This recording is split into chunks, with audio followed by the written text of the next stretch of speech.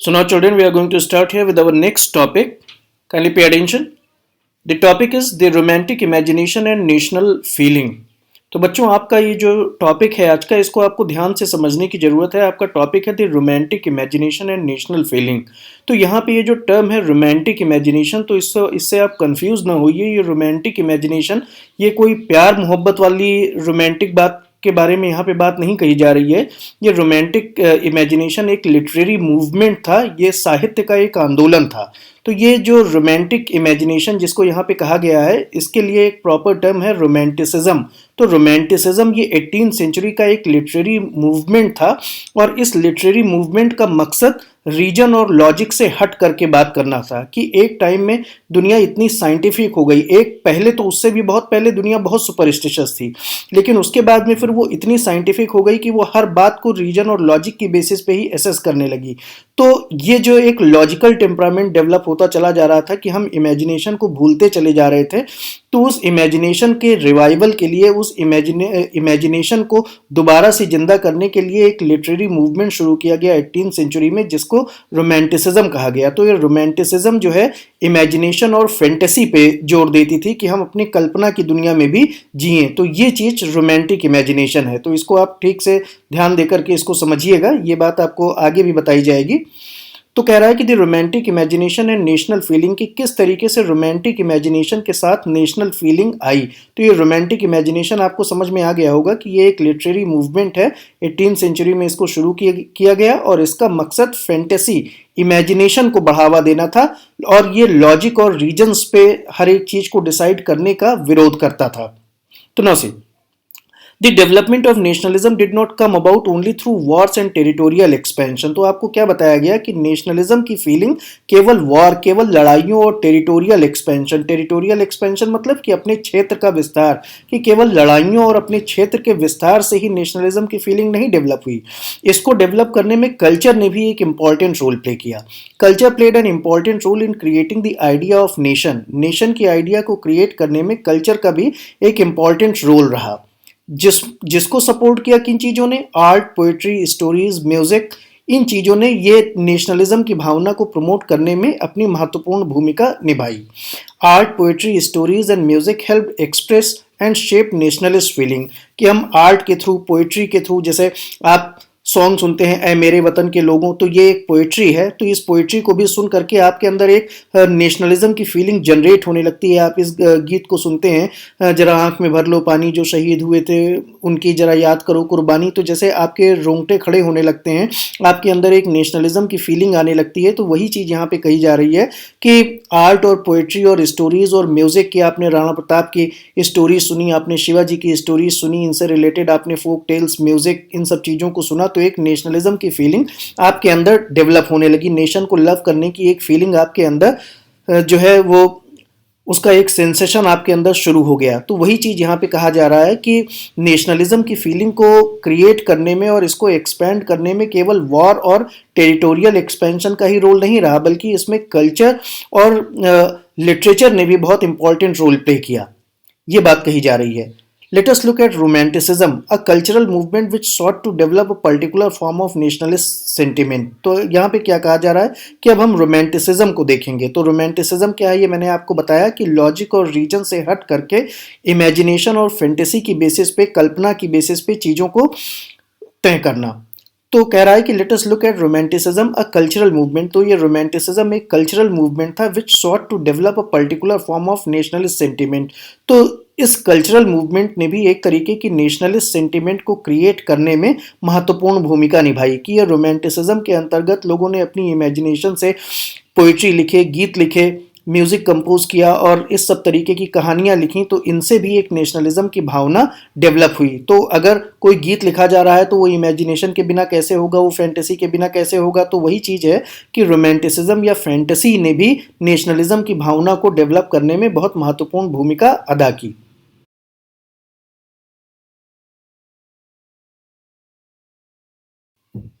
तो बच्चों, अब हम यहाँ से आगे की तरफ बढ़ेंगे। आपको क्या बताया जा रहा है? Romantic artist and poets generally criticise the glorification of reason and science and focused instead on emotions intuitions and mystical feelings. तो बच्चों वही वही बात यहाँ पे आपसे आगे कही जा रही है जो मैंने आपको प्रीवियसली बताया कि जो रोमांटिक आर्टिस्ट और पोइट्स थे वो generally glorification of reason and science की, वो रीजन का मतलब तर्क करना, लॉजिक, वो लॉजिक और साइंस को क्रिटिसाइज करते थे, लॉजिक और साइंस के ग्लोरिफिकेशन को क्रिटिसाइज करते थे कि रोमांटिसिज्म का यही मतलब था कि हम बहुत ज़रूरत से ज़्यादा साइंटिफिक ना हो जाएं, हम कहीं ना कहीं अपनी इमेजिनेशन, अपनी कल्पना में भी जिए, अपने कल्पना की दुनिया को भी साकार करें, उसके बारे में सोचें। तो यही चीज़ रोमांटिसिज्म थी। तो वही बात यहाँ पे आपसे कही जा रही है कि romantic artist and poets generally criticise the glorification of reason and science. के जो रोमांटिक आर्टिस्ट थे उन्होंने साइंस और रीजन, साइंस और लॉजिक की ग्लोरिफिकेशन, ग्लोरिफिकेशन का मतलब कि उसके महिमा मंडन को उन्होंने क्रिटिसाइज किया, उसकी ग्लोरिफिकेशन यानी कि उसकी शान शौकत में उसको ज़्यादा वेटेज देने की बात को इन्होंने क्रिटिसाइज किया कि इनके हिसाब से रीजन और साइंस को बहुत ज़रूरत से ज़्यादा वेटेज देने की ज़रूरत नहीं है। और इन्होंने किस चीज़ पे फोकस किया, जो ये रोमांटिक आर्टिस्ट थे या जो रोमांटिसिज्म को सपोर्ट करने वाले थे, उन्होंने किन आइडियाज़ के ऊपर फोकस किया? They focused on the ideas of emotions. उन्होंने भावनाओं, इमोशंस पे फोकस किया। इंट्यूशन का मतलब पूर्वाभास, कि कोई चीज़ होने वाली है तो हमें पहले से ही अपनी इमेजिनेशन के बेसिस पे समझ में आ जाए। तो emotions, intuitions and mystical feeling, और इस तरीके की जो रहस्यात्मक, मिस्टिकल फीलिंग मतलब कि इस तरीके की जो रहस्यात्मक भावनाएं हैं उनके ऊपर इन्होंने फोकस किया। Their effort was to create a sense of shared collective heritage. तो इन्होंने इस बात के ऊपर फोकस किया कि हमारा एक कलेक्टिव हेरिटेज है। कलेक्टिव हेरिटेज का मतलब कि पोइट्री और ये जो है फोक सॉन्ग और फोक स्टोरीज वगैरह के थ्रू इन्होंने एक कलेक्टिव हेरिटेज की, जैसे एग्जाम्पल के तौर पे आप ये समझिए कि जब ये सॉन्ग प्ले होता है कि जहाँ डाल डाल पर सोने की चिड़िया करती है बसेरा, वो भारत देश है मेरा, तो ये हम सभी का देश हो जाता है। हम सभी अपने देश के बारे में सोचते हैं कि हमारा देश सोने की चिड़िया था, कि जहाँ डाल डाल पर सोने की चिड़िया करती है बसेरा। तो वो इस तरीके की जो इमेजिनेशन है, इस तरीके के जो फोक सॉन्ग्स वगैरह हैं, तो वो हमें कहीं ना कहीं एक कलेक्टिव हेरिटेज से जोड़ने की कोशिश करते हैं। अ कॉमन कल्चरल पास्ट, ये हमें एक कॉमन कल्चरल पास्ट का एहसास दिलाते हैं as the basis of nation, कि यही जो कॉमन कल्चरल पास्ट है यही हमारे नेशन का बेसिस है। कि हम अगर अपने आप को इंडियन माने या हम अगर अपने आप को, जो जर्मन है वो अपने आप को जर्मन माने, तो वो सभी एक कॉमन कल्चरल पास्ट को देखते हैं और उससे अपने आप को जुड़ा हुआ महसूस करते हैं। तो इसी चीज को जगाने की गीत, कविताओं और सॉन्ग्स वगैरह के माध्यम से, गीत, कविताओं और कहानियों वगैरह के माध्यम से इन्हीं चीजों को जगाने की कोशिश रोमांटिसिज्म ने की। तो ये बात आपको बताई गई। आगे देखिए क्या लिखा हुआ है कि अदर रोमांटिक्स की, और बाकी दूसरे जो रोमांटिसिज्म को सपोर्ट करने वाले लोग थे, बाकी दूसरे जो रोमांटिक्स थे, सच एज जर्मन फिलोसफर। तो इसी में एक जर्मन फिलोसफर था जिनका नाम था योहान गॉटफ्रीड हर्डर। इसको आप योहान पढ़ेंगे न कि जॉन, ये योहान पढ़ा जाएगा, तो ध्यान दीजिएगा। योहान गॉटफ्रीड हर्डर ये एक फिलोसफर थे। इन्होंने क्या क्लेम किया कि true German culture was to be discovered among the common people, कि जो सही, जो सच्चा जर्मन कल्चर है वो कॉमन पीपल के बीच में आपको देखने को मिलेगा। तो कॉमन पीपल आपको कहाँ मिलेंगे? जहाँ पे आप गाँवों में जाइए, आप इन सब जगहों पे जाइए, तो वहाँ पे आपको कॉमन पीपल, तो वही कॉमन पीपल जो है, कि अगर आपको एक्चुअल इंडिया को जानना है तो आपको गांवों को विजिट करना पड़ेगा, कॉमन लोगों की लाइफ स्टाइल को देखना पड़ेगा, कि तो उससे आपको एक एक्चुअल इंडिया, एक ट्रू इंडिया की झलक मिलेगी। तो वही बात उन्होंने कही कि अगर हमें जो है वो सच्चे जर्मन कल्चर को देखना है तो वो डिस्कवर हो सकता है केवल कॉमन पीपल के द्वारा। और इन कॉमन पीपल के लिए उन्होंने एक टर्म यूज किया, डास वोक। तो अगर आप इसको इंग्लिश में पढ़ेंगे तो आप इसको डास वोक पढ़ेंगे, लेकिन जर्मन में इसका प्रोनाउंसिएशन डास फोक हो जाता है। जैसे आपने देखा फोक्स वैगन, तो Volkswagen is always written with V, but it is always read as Volkswagen. तो वो चूंकि जर्मन वर्ड है तो उसको जर्मन में ही पढ़ते हैं, लेकिन इसको जब इंग्लिश में पढ़ते हैं तो इट बिकम्स डास वोक, लेकिन जब ये जर्मन में पढ़ा जाता है तो ये डास फोक हो जाता है। तो उन्होंने कहा कि अगर हमें एक सच्चे जर्मन कल्चर को देखना है तो हमें लोगों के बीच में जाना पड़ेगा। और ये लोगों के लिए उन्होंने कौन सा वर्ड यूज किया, कौन सा टर्म यूज किया? डास वोक, या जर्मन में डास फोक। So it was through folk songs. तो यही बात उन्होंने कही कि फोक सॉन्ग्स के थ्रू, फोक पोएट्री के थ्रू, फोक डांसेस के थ्रू हम true spirit of the nation को जान पाएंगे। हम इसी के द्वारा ट्रू स्पिरिट ऑफ नेशन को जान पाएंगे। और ये जो ट्रू स्पिरिट ऑफ नेशन थी, इसके लिए उन्होंने एक दूसरा टर्म यूज किया, वोक्स जीस्ट या फोक्स जीस्ट जर्मन में। तो इंग्लिश में इसको वोक्स जीस्ट पढ़ेंगे, लेकिन जर्मन में फोक्स जीस्ट। तो ये फोक्स जीस जो है वही ट्रू स्पिरिट ऑफ नेशन के लिए टर्मिनोलॉजी यूज की गई है कि जिसको हम जान सकते हैं, समझ सकते हैं, जिसको हम जो है रीलिव कर सकते हैं फोक सॉन्ग्स के द्वारा, फोक पोएट्री के द्वारा, फोक डांसेस के द्वारा। ये बात उन्होंने कही, ये जर्मन फिलोसफर ने। So collecting and recording these forms of folk culture was essential to the project of nation building. तो उन्होंने ये भी कहा कि अगर हमें नेशन बिल्डिंग के प्रोजेक्ट को आगे बढ़ाना है तो हमें इस फोक कल्चर से रिलेटेड चीज़ों को रिकॉर्ड करनी पड़ेगी, उन्हें कलेक्ट करना पड़ेगा कि हमें अपनी फोक स्टोरीज, फोक पोइट्री और फोक डांसेस को कलेक्ट करना पड़ेगा और उनको रिकॉर्ड करना पड़ेगा, और तभी हम नेशन बिल्डिंग के प्रोसेस को आगे ले जा पाएंगे।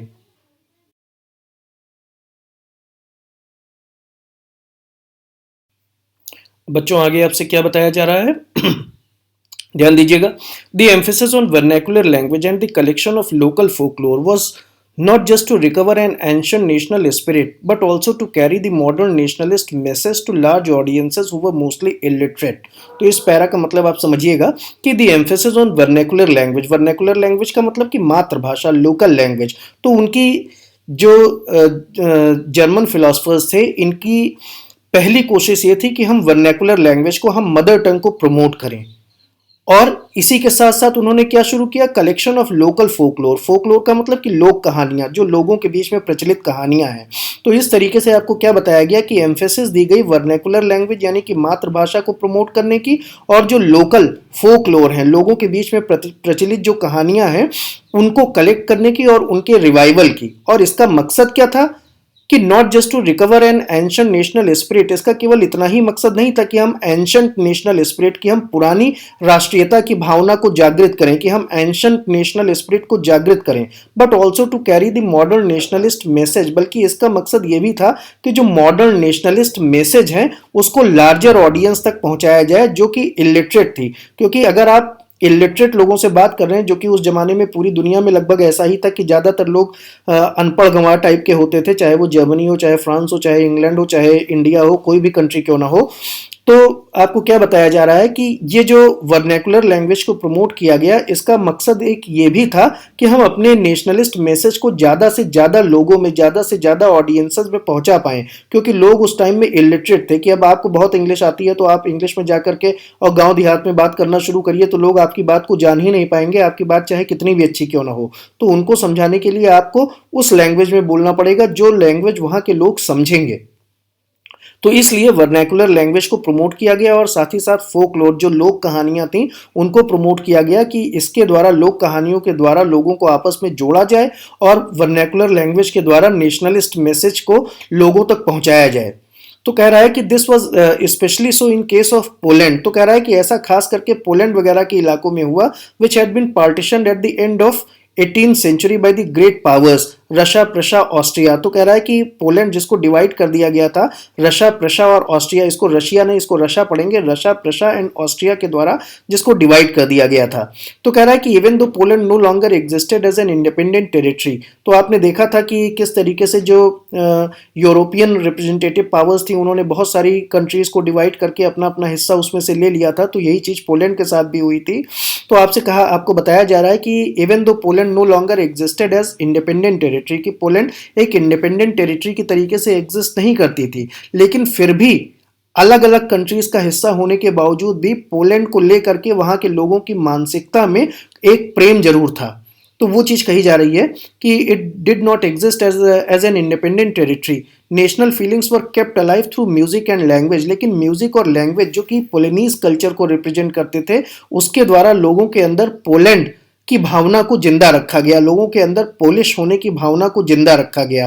कैरल कर्पिंस्की, जो कि यहाँ पे बताया जा रहा है कि Karol Kurpinski for example celebrated the national struggle through his operas and music. ये एक म्यूजिशियन थे कि जिन्होंने अपने ओपेराज और म्यूजिक के थ्रू जो है वो पोलैंड के सेंटिमेंट्स को, पोलैंड से रिलेटेड नेशनलिस्ट सेंटिमेंट को जिंदा रखा। Turning folk dances like polonaise and mazurka into nationalist symbol. तो इन्होंने पोलेनीज और मेजोरका जैसे नेशनल डांसेस को जो है दुनिया के अलग अलग हिस्सों में प्रचलित करके और उससे पोलैंड के लोगों को आपस में जोड़ने का प्रयास किया।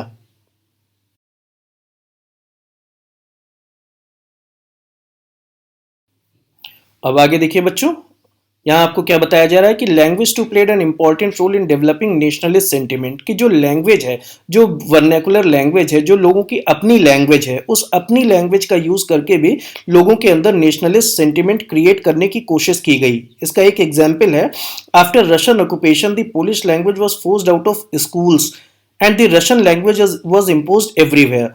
तो उस जमाने में क्या होता था कि जब कोई कंट्री किसी दूसरी कंट्री के ऊपर कब्जा कर लेती थी तो वो वहां की लैंग्वेज को हटा करके उसके ऊपर अपनी लैंग्वेज थोप देती थी, कि देखिए इंडिया में जो है इंग्लिश का कितना बोलबाला है, तो ये इसी वजह से है क्योंकि इंडिया बहुत टाइम तक इंग्लैंड के अंडर में रहा।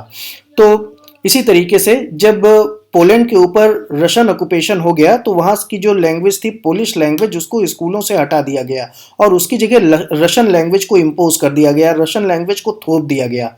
तो आगे फिर क्या हुआ कि इन 1831 N armed rebellion against Russian rule took place which was ultimately crushed.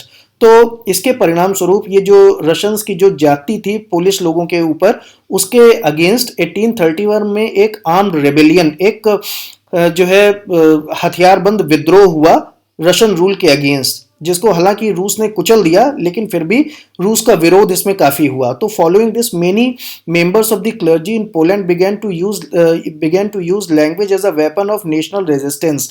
और इसके परिणाम स्वरूप इससे नाराज होकर के जो रशियन का जो टेम्परामेंट था, रूस का जो टेम्परामेंट था, उससे नाराज होकर के बहुत सारी जो चर्चेज वगैरह थी, तो वहां पर क्लर्जी, वहां के जो पुजारी वगैरह थे, वहां के जो प्रीस्ट वगैरह थे, उन्होंने लैंग्वेज को हथियार बना करके, लैंग्वेज को वेपन बना करके नेशनल रेजिस्टेंस शो किया।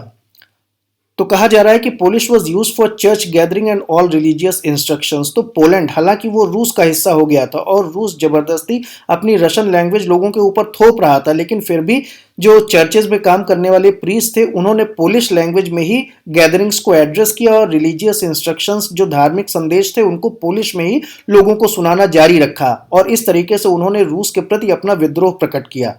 अब इसका क्या परिणाम हुआ कि as a result a large number of priest and bishops were put in jail, कि बहुत सारे प्रीस्ट और बिशप्स को जेल में बंद कर दिया गया या फिर उनको साइबेरिया भेज दिया गया, एक तरीके से पनिशमेंट के तौर पे।